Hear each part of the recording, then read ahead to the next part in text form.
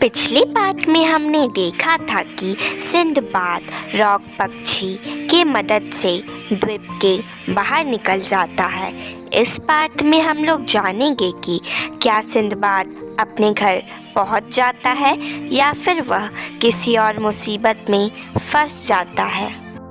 The valley in which I found myself was quite deep and narrow and was surrounded by high mountains, so erect and rocky that there was no way to climb up to their sides. वह घाटी जिसमें rock पंछी ने Sinbad को लाके छोड़ा था वो काफी गहरी थी और सकड़ी थी। वहाँ के पहाड़ सीधे खड़े थे और पथरीले थे, इस वजह से सिंदबाद उन पहाड़ों के ऊपर चढ़ नहीं सकता था। As I walked about in search of some way of escaping from this place, I observed that the ground was covered with diamonds, some of them of a huge unexpected size. जब Sinbad घाटी में घूम रहा था, वहाँ से निकलने का रास्ता ढूंढ रहा था, तो उसने नोटिस किया कि वहाँ की ज़मीन जो है वो डायमंड्स यानी कि हीरो से कवर्ड है, हीरो से ढकी हुई है और कुछ डायमंड्स का साइज तो उसमें काफी बड़ा भी था। This view gave me a great pleasure. Sinbad को यह दृश्य काफी खुशी देता है। But my glee was soon ended when I also saw numerous snakes which were so long and so large that the smallest of them could have swallowed an elephant very easily. पर बहुत जल्द ही Sinbad की यह खुशी खत्म हो गई जब उसने वहाँ पे बहुत सारे सांपों को देखा जो काफ़ी बड़े और लंबे थे। उनमें से एक छोटा सांप भी एक हाथी को आसानी से निगल सकता था। Luckily for me, they appeared to hide in the caves during the daytime, and they only came out by the night time because of their enemy, the rock. पर सिंदबाद के साथ एक चीज़ अच्छा हुआ कि दिन में ये जो सांप जो थे वो गुफा के अंदर चले जाते थे और वो रात में ही बाहर आते थे क्योंकि वो अपने दुश्मन रॉक से डरते थे। दिन में रॉक आके उनका शिकार करता था।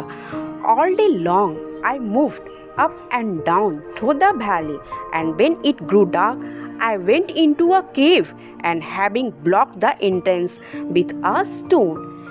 दिन भर सिंदबाद इधर उधर घूमता रहा घाटियों में। जैसे ही अंधेरा छा गया वो गुफा में चला गया और गुफा के द्वार को उसने एक पत्थर से बंद कर दिया। I ate the remaining food and lay down to sleep, but all through the night the snakes crawled to and fro, hissing terribly, so that I could barely close my eyes with fear. Sinbad के पास जो बचा खुचा खाना था उसको खा के वो सो गया, पर पूरी रात सांप इधर से उधर रेंग रहे थे और साथ में वो अपने फुफकारने की आवाज़ को भी निकाल रहे थे। इसलिए सिंदबाद की आंखें डर के मारे बिल्कुल भी बंद नहीं हुई, यानी वो रात भर नहीं सोया। I was much thankful when the morning appeared and when I guessed the silence that the snakes had moved back to their place.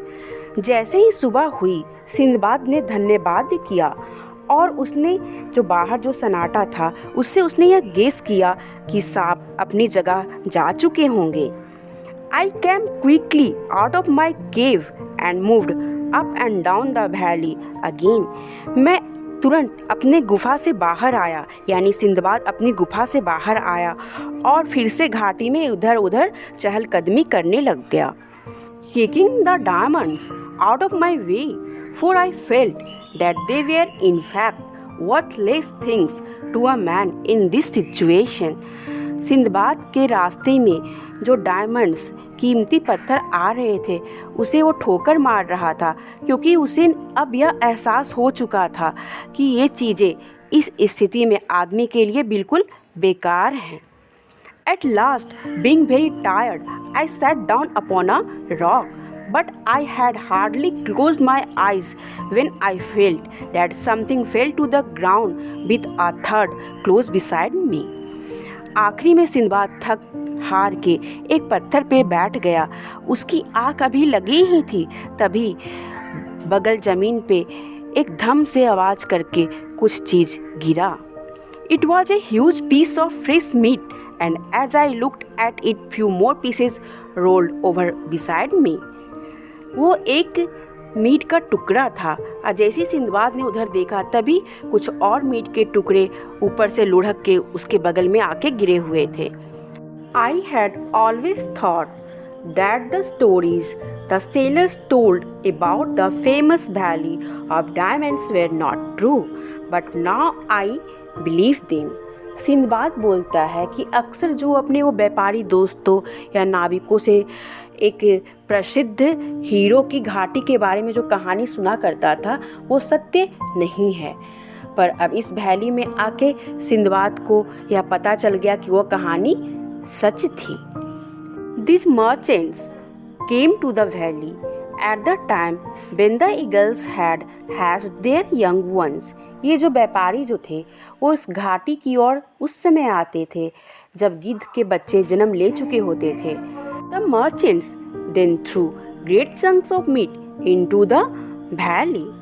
फिर ये जो व्यापारी थे वो मीट के बड़े बड़े टुकड़े को घाटी में फेंकते थे.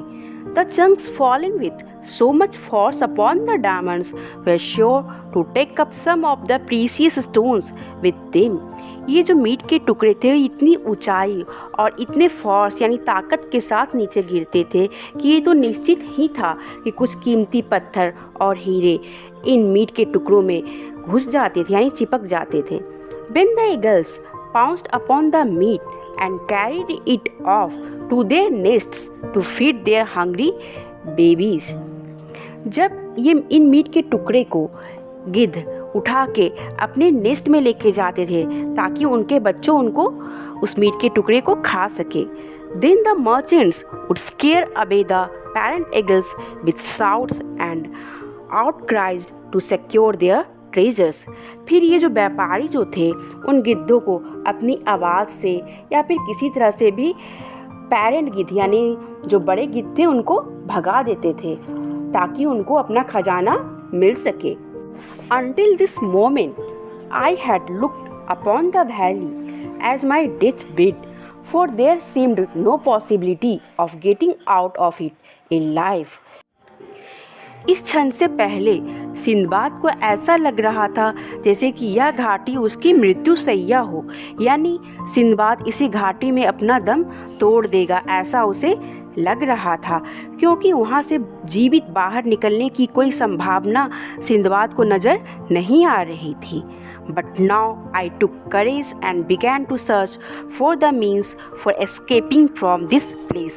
लेकिन फिर सिंदबाद ने हिम्मत जुटाई और फिर वहाँ से बाहर निकलने का रास्ता उपाय ढूंढने लगा. अगले पार्ट में हम जानेंगे कि क्या सिंदबाद वहाँ से निकल भी पाएगा या फिर वह सांपों का निवाला बन जाएगा.